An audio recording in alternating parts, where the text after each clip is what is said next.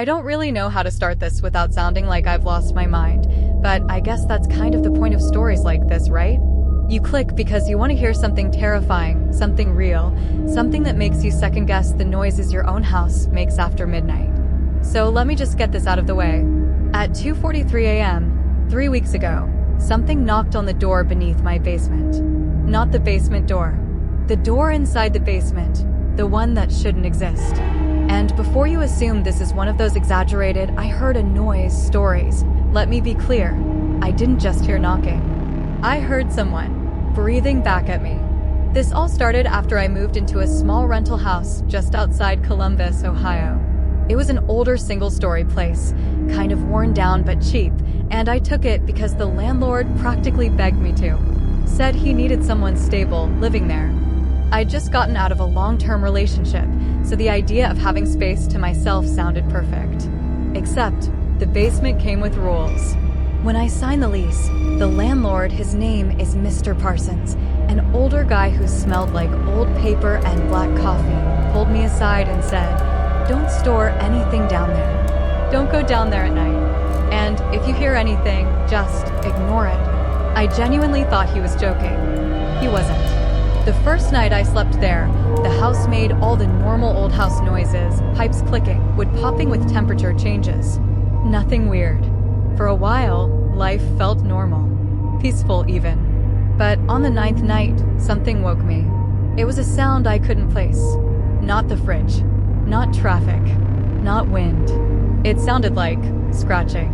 Slow, deliberate scratching. Coming from directly underneath me. Right about where the basement would be. I tried to shake it off and went back to sleep. I shouldn't have, because the scratching wasn't the worst part. 2 days later, curiosity got the better of me. I told myself it was probably a raccoon or a loose vent or, I don't know, something normal. Something explainable. So around noon, when the sun was bright and the house felt safe, I grabbed a flashlight and went down there. The basement stairs were old wood, worn smooth in the center from years of use. It reminded me of my grandparents' house in rural Indiana, except theirs didn't smell like damp earth and rusted metal. The basement was bigger than I expected.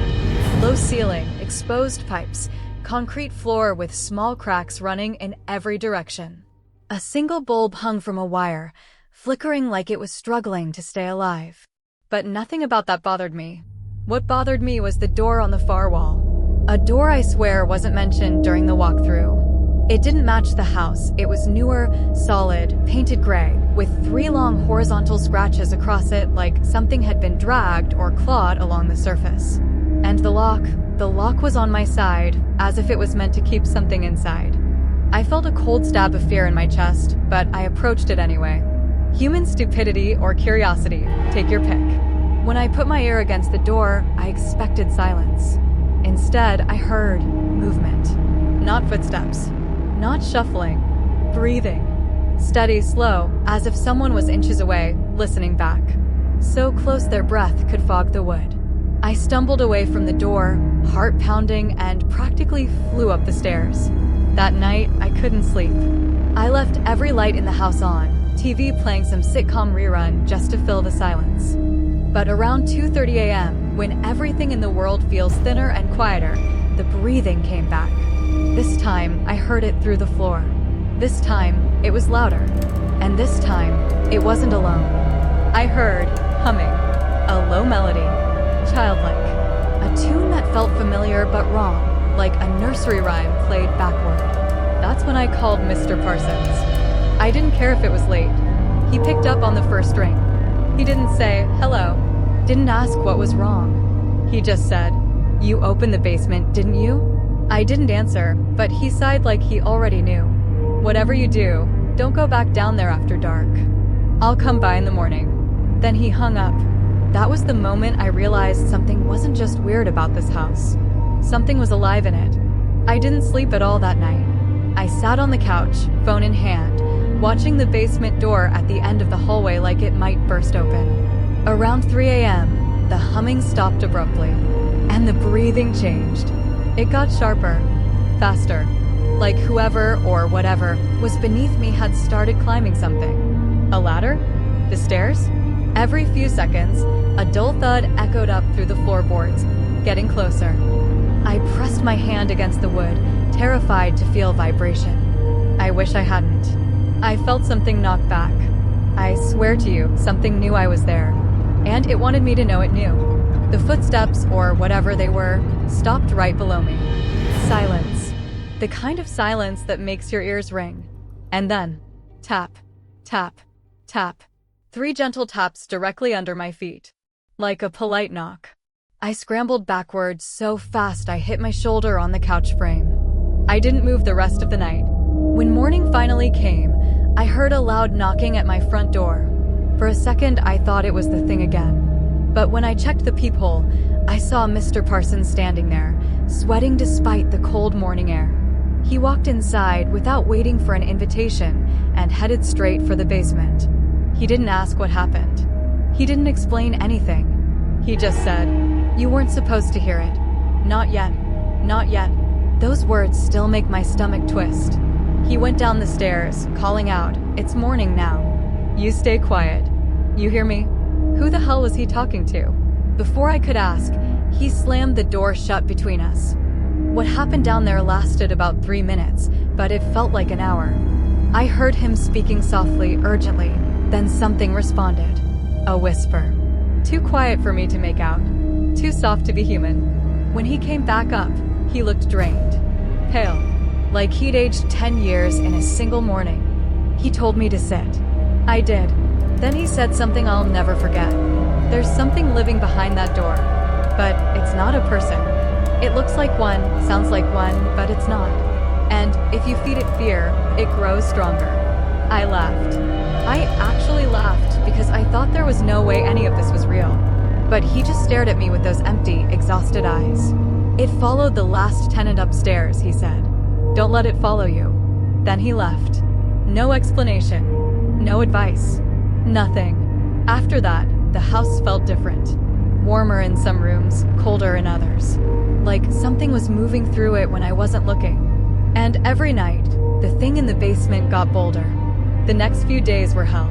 I'd hear whispers drifting up through the vents, calling my name, my full name, like it had heard me introduce myself. Sometimes I'd hear laughter. Sometimes crying. Once, I heard it mimic my mother's voice.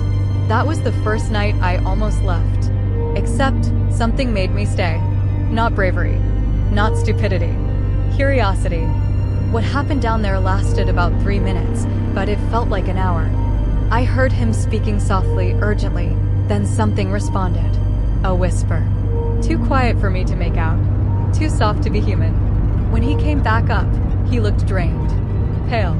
Like he'd aged 10 years in a single morning. He told me to sit. I did. Then he said something I'll never forget. There's something living behind that door. But it's not a person. It looks like one, sounds like one, but it's not.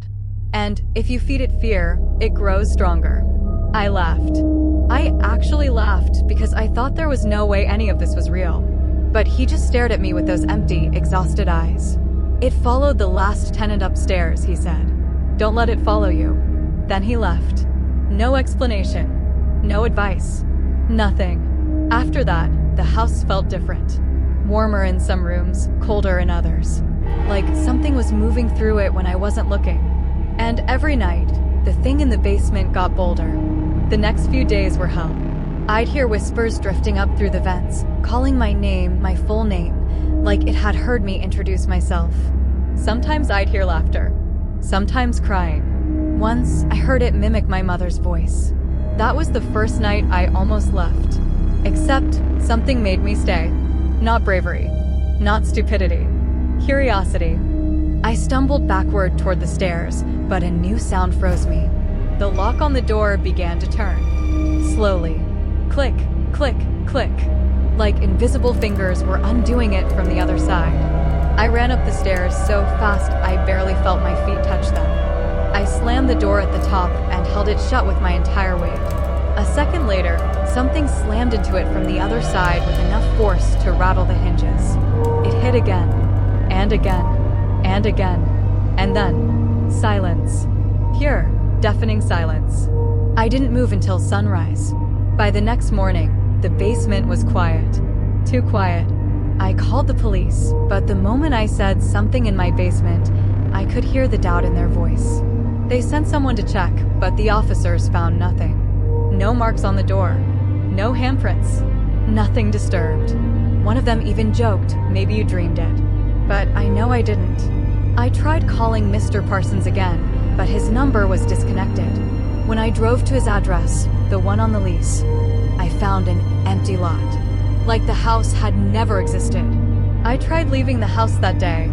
I packed a bag, grabbed my keys, and headed for the front door. But when I reached for the handle, something whispered behind me. Don't go. I froze. Because the voice wasn't coming from the basement anymore. It was behind me, inside the house, inside the room. I turned slowly, and there, halfway up the stairs leading to the main floor, stairs that had been empty seconds before, stood a figure. A shape. Tall. Thin. Head tilted too far to one side, like its neck had broken at some point. Its skin was pale and stretched too tight across its skull. Its eyes were wide and empty, like they were carved from porcelain. And its mouth. God. It was smiling. Too wide. Far too wide. It lifted one long, jagged finger and pointed down the hallway toward the basement door. Then it whispered, "You opened it. Now it can leave." I ran. I didn't think, didn't breathe, didn't look back. I sprinted out the door and didn't stop until I reached my car. I drove without direction until I ended up in a motel miles away. And I thought that was the end of it. I really did. But last night, right at 3:12 a.m., I heard something outside my motel window. 3 soft taps on the glass. Tap, tap, tap, and then a whisper. You cannot run home. And that's why I'm telling you this. Because if something happens to me, if I disappear, if you ever hear 3 taps on your window after midnight, don't answer. Don't look.